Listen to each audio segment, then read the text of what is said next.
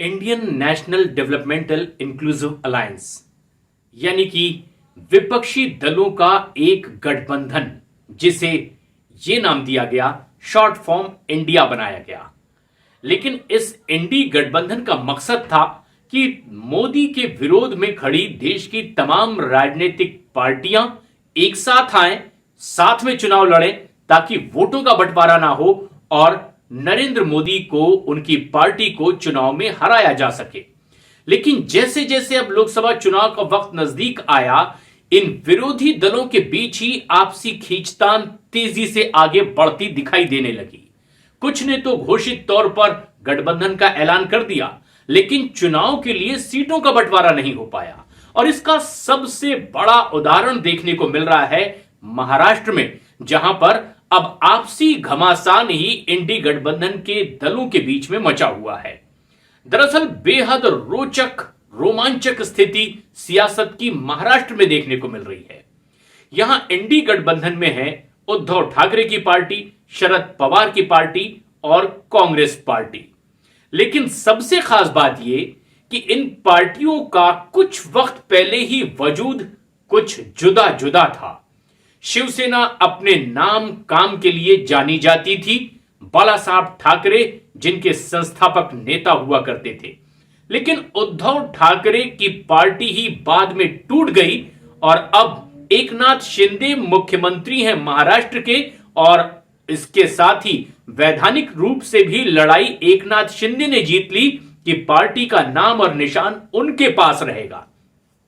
ऐसा ही कुछ हो गया एनसीपी के साथ, यानी शरद पवार की वो पार्टी जिस शरद पवार ने उस पार्टी को खड़ा किया था कांग्रेस से अलग होकर, सोनिया गांधी की मुखालफत करते हुए। विदेश के नागरिक को भारत की राजनीति में इस तरह की भूमिका दी जाए, इसके वो खिलाफ थे और उन्होंने राष्ट्रवादी कांग्रेस पार्टी बनाई। लेकिन जब 2024 का चुनाव लड़ना था, उससे पहले उनकी अपनी पार्टी भी टूट गई, एनसीपी। उनके भतीजे अजीत पवार ज्यादातर नेताओं के साथ बीजेपी के साथ सरकार में शामिल हो गए। उनके साथ भी वैसा ही हुआ जैसा कि शिवसेना के साथ हुआ था। असली नाम और निशान यानी कि एनसीपी का घड़ी निशान अजीत पवार के साथ ज्यादातर नेता लेकर चले गए और शरद पवार अब कुछ बचे नेताओं के साथ एक अलग एनसीपी बना करके चुनावी मैदान में हैं। लेकिन सवाल यह था कि अब उद्धव ठाकरे की यूबीटी शिवसेना और एनसीपी शरद पवार ये मिलकर के कांग्रेस के साथ गठबंधन कर रहे हैं। कुछ और क्षेत्रीय पार्टियों के साथ उनकी चर्चा लगातार जारी है, लेकिन फाइनलाइज नहीं हुआ है सीटों का बंटवारा।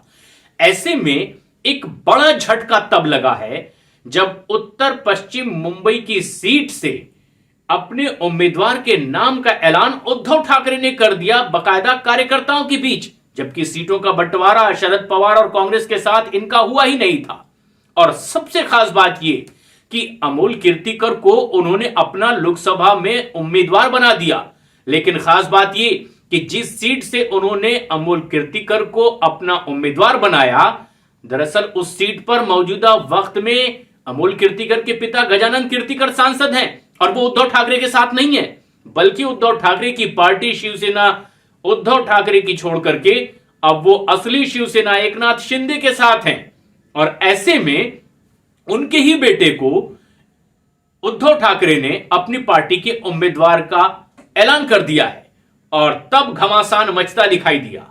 दरअसल कांग्रेस इस सीट से दावेदारी कर रही है। सीटों का बंटवारा अभी फाइनली नहीं हुआ है। और एक और कांग्रेस का बड़ा नाम संजय निरुपम, जो कि इसी उपनगरीय इलाके से पहले भी कांग्रेस के सांसद रह चुके हैं, वो पिछले कई वक्त से इस सीट से अपनी दावेदारी कर रहे थे।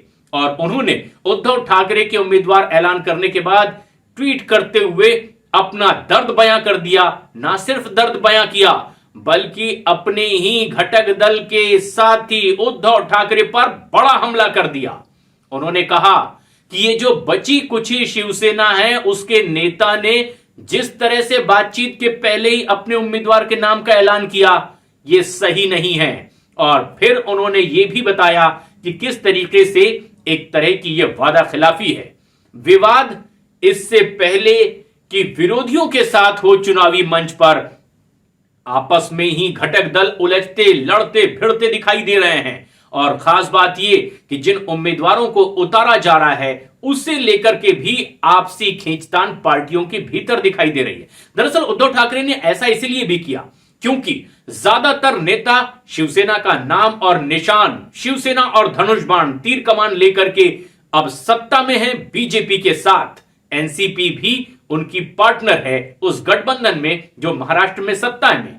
ऐसे में चोटिल घायल उद्धव ठाकरे ने शायद बदले की भावना से जो उनका साथ छोड़कर गए सांसद गजानन कीर्तिकर, उनके बेटे को ही बदले की भावना से अपनी पार्टी यानी उद्धव ठाकरे शिवसेना का उम्मीदवार बना दिया है, ताकि वो बड़ा झटका ना सिर्फ बीजेपी को दे सकें बल्कि शिवसेना के उन नेताओं को दे सकें जो उनका साथ छोड़ करके गए थे। ऐसा ही कुछ एनसीपी के साथ भी हुआ। सीटों का बंटवारा हुआ नहीं है, लेकिन शरद पवार की पार्टी की ओर से ऐलान हो गया कि बारामती से तो सुप्रिया सुले, शरद पवार की बेटी, ही चुनावी मैदान में होंगी।